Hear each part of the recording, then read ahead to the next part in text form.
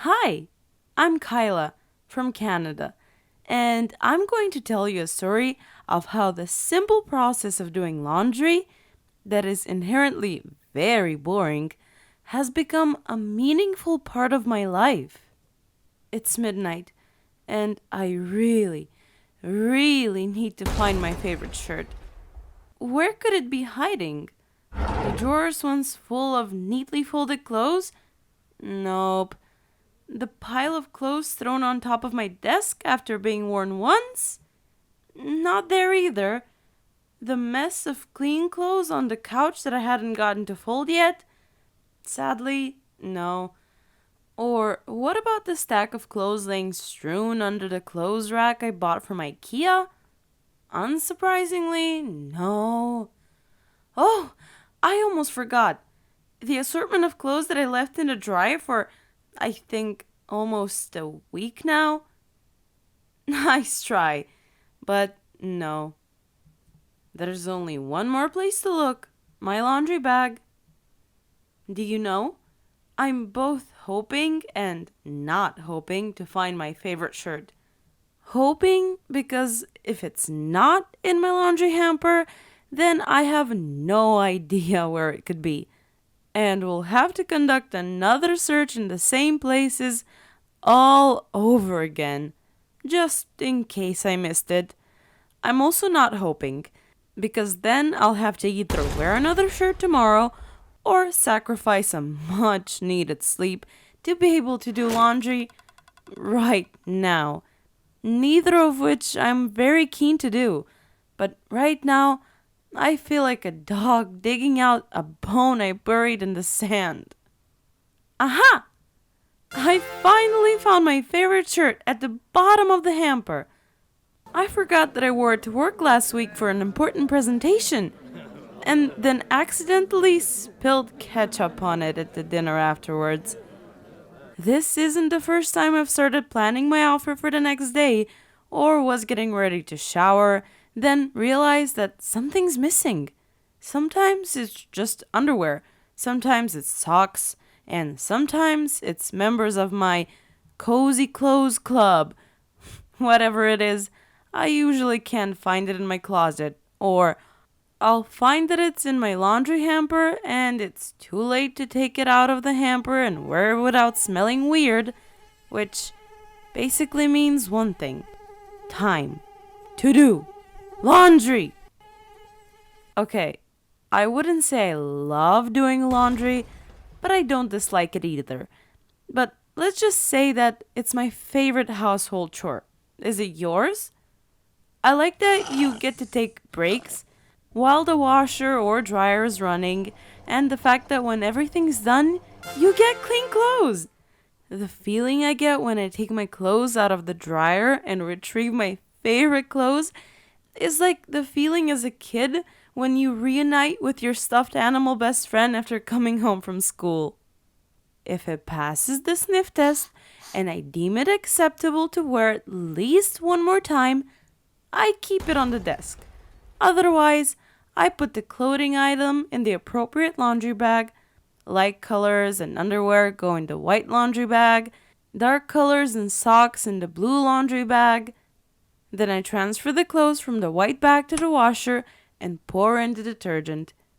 After turning the knob to the correct cycle and selecting the water temperature, I push the start button. Growing up, my sister Cheryl and I did our own laundry every Sunday, and we often helped our busy mother to do her laundry too.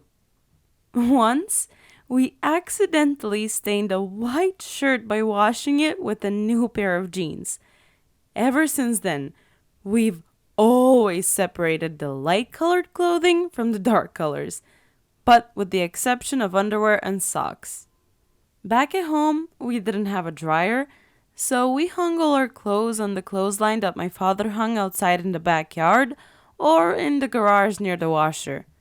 No later than 10 minutes after the washer buzzed, Cheryl and I would go into the garage to save the wet clothes from turning into a smelly stew.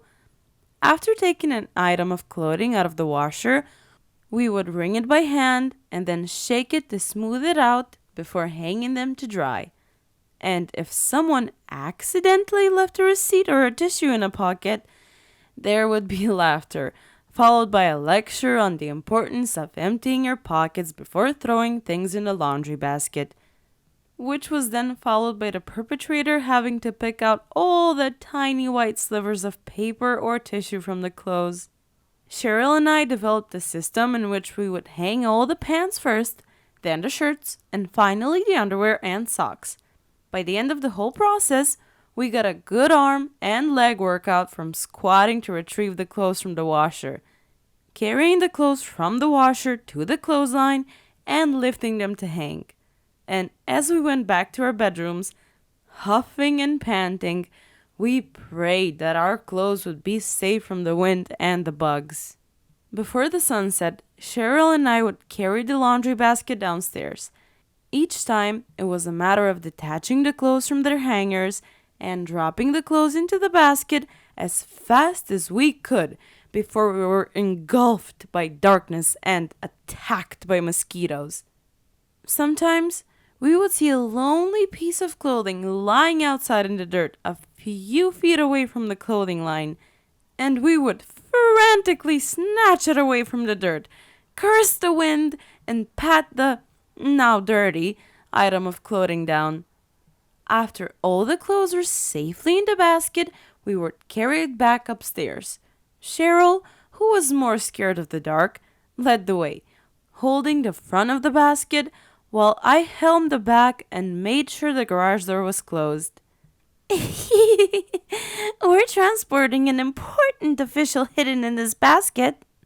Once we reached the top of the stairs, we'd slide it down the hallway, stopping by our parents' room, then my room, and then Cheryl's room, placing each person's clothes carefully on their beds, one by one. We're mail women! No, we're Santa Claus's elves, delivering very important fragile presents. Sometimes the mail got delivered to the wrong address, and a few days later, there would be a shriek of laughter when one of us realized that we accidentally took our mom's underwear.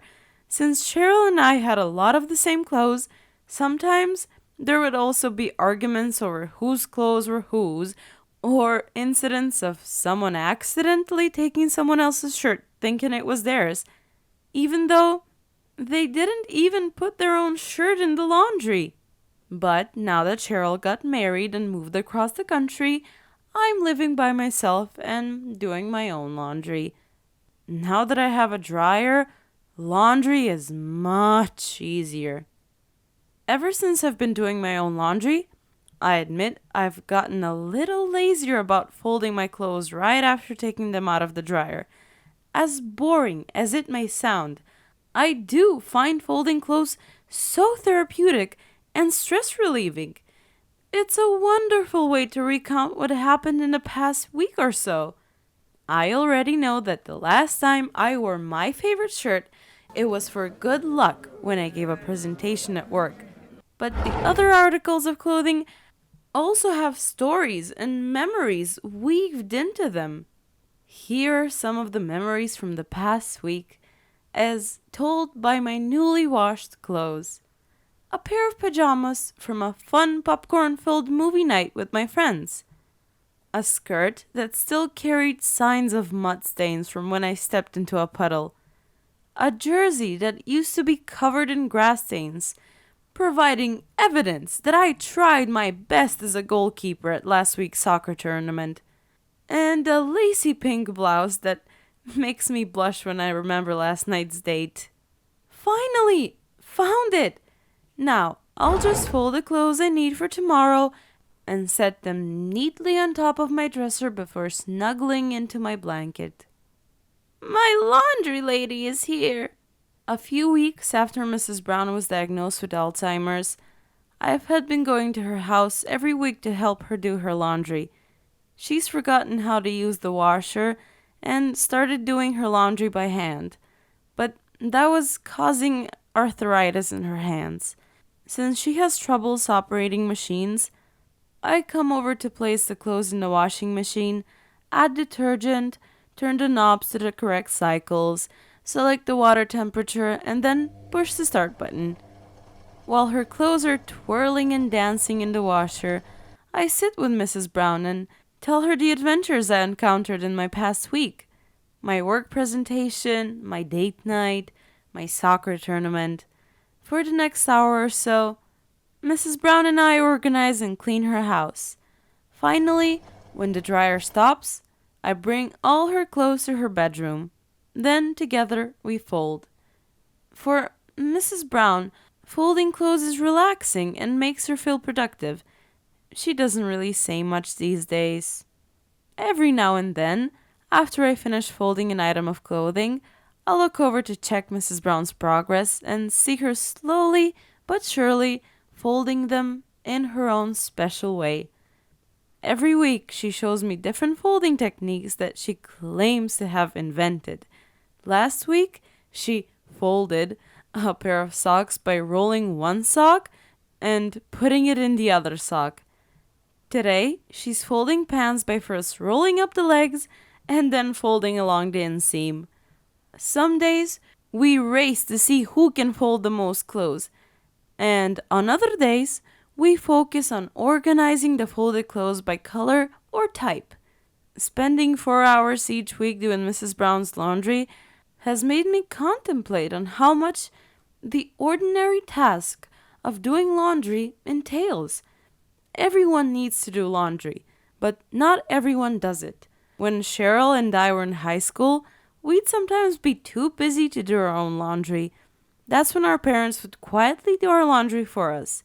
And when we returned home from college for the holidays, we would find that our parents had already washed our bed sheets for us. Doing our laundry was one of the many ways our parents showed us their love. Doing laundry together with my sister is one of the many happy memories I have with her. Even though Mrs. Brown keeps calling me her laundry lady and insists that I call her Mrs. Brown, I'm just happy that I get to do laundry and fold clothes and make memories with her. I hope Mrs. Brown knows that whenever I visit her and help her do her laundry, what I'm really saying is, I love you too, Mom.